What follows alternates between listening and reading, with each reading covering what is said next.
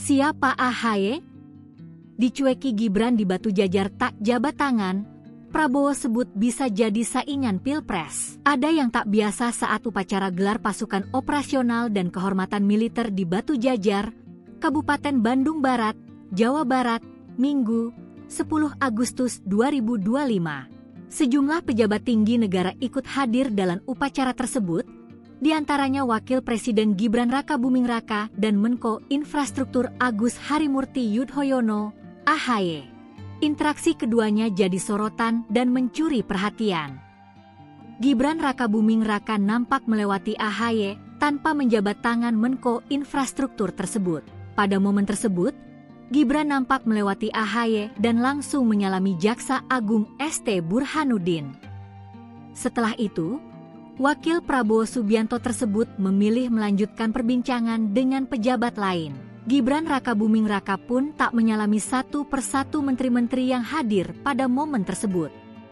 Di antaranya Menko Pangan Zulkifli Hasan, Menko PMK Pratikno, dan Menko Pemberdayaan Masyarakat Muhaimin Iskandar. Sementara itu, Presiden Prabowo memilih cara berbeda.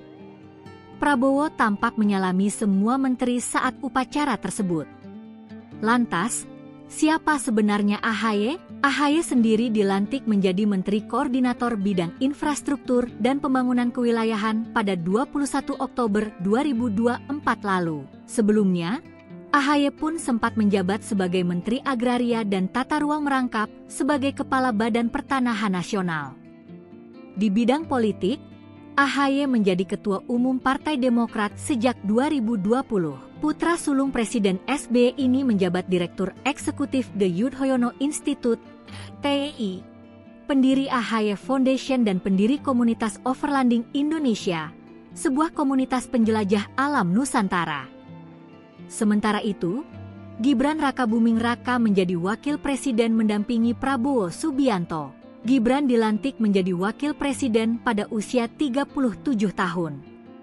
Sebelumnya, Gibran pun menjabat sebagai Wali Kota Surakarta sejak 2021 hingga 2024. Sebelumnya, pada Kongres 6 Demokrat di Ritz-Carlton, Jakarta Selatan, Selasa, 25 Februari 2025, Prabowo Subianto menyebut Gibran dan AHY bisa bersaing pada Pilpres mendatang.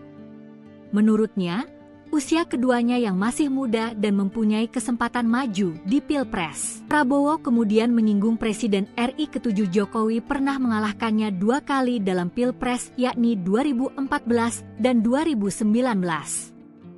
Meski begitu, Jokowi tetap mengajaknya bergabung dalam pemerintahan.